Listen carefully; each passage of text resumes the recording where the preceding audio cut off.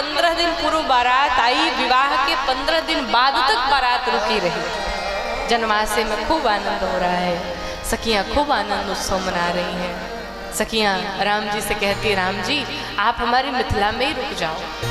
लक्ष्मण जी से कहती कि आप हमारी मिथिला में ही रुक जाओ। एक बड़ा प्यारा पद है। सखियों ने राम जी से कहा कि पहुना मिथिले में रहना,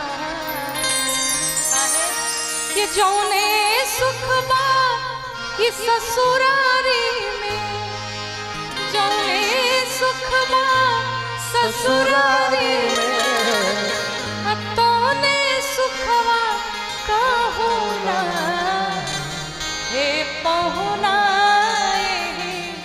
मिथिले में रहना। राम जी ससुराल में ही रह जाइए, बड़ा आनंद है महाराज, खूब आनंद होगा। विवाह के 15 दिन बाद तक बारात रुकी रही। इधर उत्सव हुआ, सभी आनंद के साथ में सभी ने उत्सव मनाया। जब जनक जी के पास महाराज दशरथ जाते तो जनक जी हाथ जोड़ के खड़े हो जाते और कहते, प्रभु एक दिन और रुक जाइए, सिर्फ एक दिन। और ऐसा करते करते 15 दिन बीत गए महाराज। 15 दिन बीतने के पश्चात गुरुदेव वशिष्ठ ने कहा, महाराज अब विदाई करिए, संतों का ऐसे घर में राजमहल में रहना उचित नहीं है। गुरुदेव वशिष्ठ की बात सुनकर के जनक जी ने विदाई की पूरी तैयारी कराई। विदाई का दिन आया और माँ सुनैना, जानकी मैया, उर्मिला मैया, मांडवी, श्रुतकीर्ति सभी को लेकर के गोद में बैठी और सभी को शिक्षा देती हैं। और एक जो सबसे प्यारी शिक्षा माँ ने दी, सुनैना मैया कहती हैं माँ जानकी से, जानकी सिर्फ एक व्यवहार करना ससुराल में जाकर के। क्या व्यवहार करना? अपने पति के नेत्रों को देखते हुए समझ जाना कि उन्हें किस चीज की आवश्यकता है, उन्हें बोलना न पड़े, उन्हें बताना न पड़े। और मेरी जानकी मैया ने वही किया। जब केवट भैया के पास भगवान राम श्री जानकी मैया पहुंचे तो मैया ने देखा कि भगवान के पास देने के लिए कुछ है नहीं। तो माँ ने उस समय क्या किया, पिय ही की सिय जान निहारी, मणि मुदरी मन मुदित उतारी। मैया जानकी ने अपनी अंगूठी निकाली और केवट भैया को प्रदान किया। मैया जानकी को लेकर के, चारों बहुओं को लेकर के महाराज दशरथ चले हैं। विदाई हुआ। चलते चलते रास्ते में आकर के जनक जी दशरथ जी खड़े हुए। अब दर्शन करिए, यहाँ पर बहुत समाज के लिए सीखने योग्य बात है। दशरथ जी हाथ जोड़ करके खड़े हैं और दशरथ जी जनक जी से कहते हैं, महाराज। जनक जी ने सबसे पहले दशरथ जी से कहा, जनक जी ने कहा हम बेटी वाले हैं और प्रभु अगर हमसे कोई जाने अनजाने में कोई अपराध हो गया हो तो क्षमा करिएगा। दशरथ जी ने कितनी प्यारी बात कही। दशरथ जी कहते हैं, महाराज एक बात बताइए, देने वाला बड़ा होता है कि लेने वाला? आप बताइए, देने वाला बड़ा होता है कि लेने वाला है? देने वाला कि लेने वाला? अच्छा देने वाला। हम सोचे पिपरा में शायद लेने वाले बड़े होते। देने वाला सदैव बड़ा होता है। लेकिन हमारे समाज में कितनी बड़ी लोगों का भ्रम है कि जब विवाह होता है तो क्या कहते हैं, लड़के वाले बड़े हैं और लड़की वाले छोटे हैं। कैसे छोटे हुए महाराज? आपको अपने कलेजे का टुकड़ा दे रहा है सामने वाला, घर गृहस्थी की सारी सामग्री, सारे सामान, सारी चीजों को दे रहा है और आप हाथ फैला करके खड़े हैं, लिए जा रहे हैं, उसके बाद भी कह रहे हैं कि हम बड़े हैं। कितनी बड़ी विडंबना है। महाराज जनक जी ने भी दहेज दिया, लेकिन दहेज का अर्थ ये नहीं होता है कि बिटिया के पिता का गला दबा करके लो। दहेज का मतलब ये है स्वेच्छा से जो पिता अपनी बिटिया के लिए जो कुछ भी दे दे वही ले लेना चाहिए।